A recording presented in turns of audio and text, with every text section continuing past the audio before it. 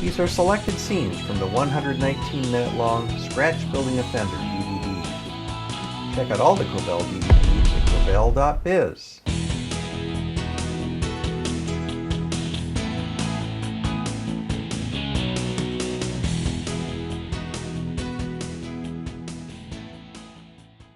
Okay, so this joint is completely welded.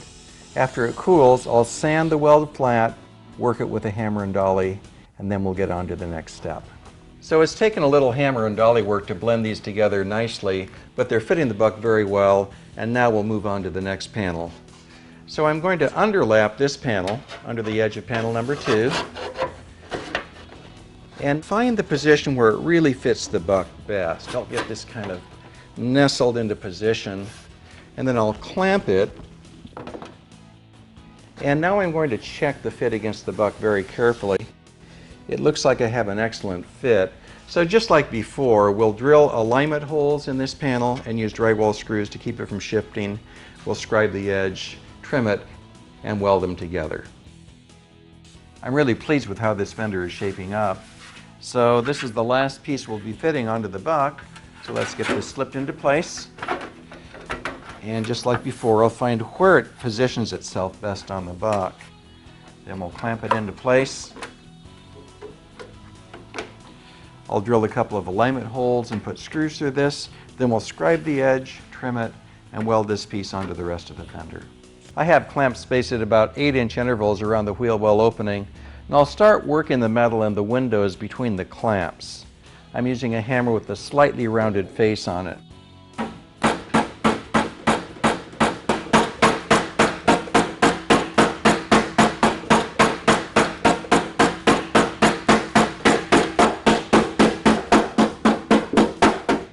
It was a big production to make the buck for this fender, but you can really see the benefits now.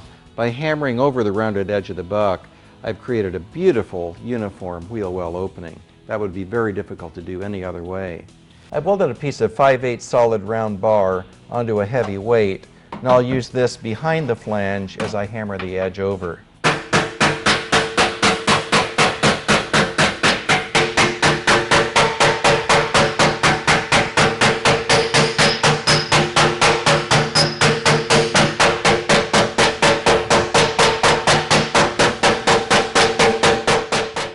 We're into the home stretch on the fender.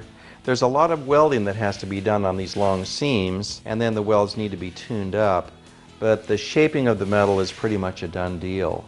Now it's time to do the finish welding on the rest of the panel. But let me tell you some of the things I keep in mind as I'm making a long weld. The first is that consistency is very important.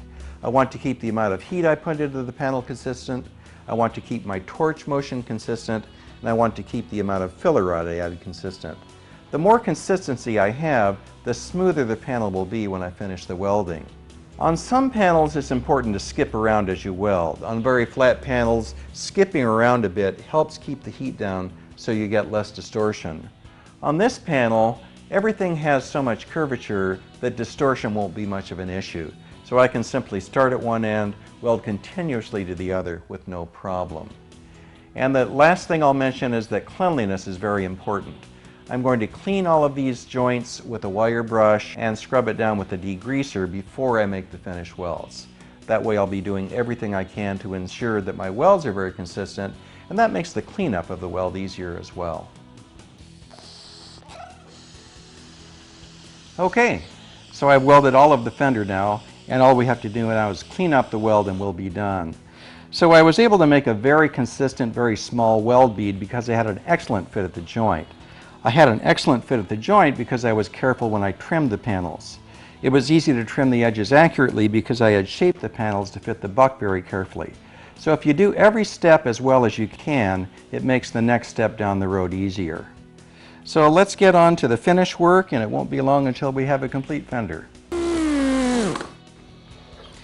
Okay, so I've gone over all of the weld area with 80 grit first, and I've just now gone over that with 180 grit just to give it a bit more shine for the camera. So the fender is just about done. The last step is to lay out and drill the mounting holes, and once that's done, we'll compare our new fender with the original fender. So here's what we started with, the original fender. And after a bit of work, we've arrived at a beautiful recreation of a mirrored image of the Fender. And I think you can see from the reflected light that the contours on this are really excellent. It's the spitting image of the original Fender. And again, the reason we were able to capture the details so well is because of the careful fitting of the buck that we did.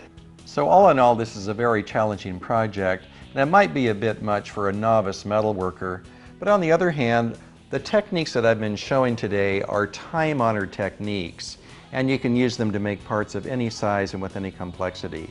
So I hope you're eager to get into doing metal shaping of this nature. It's really a lot of fun. So until next time, this is Ron Covell signing off. Learn metalworking and welding from a master. Covell DVDs, the standard of the industry.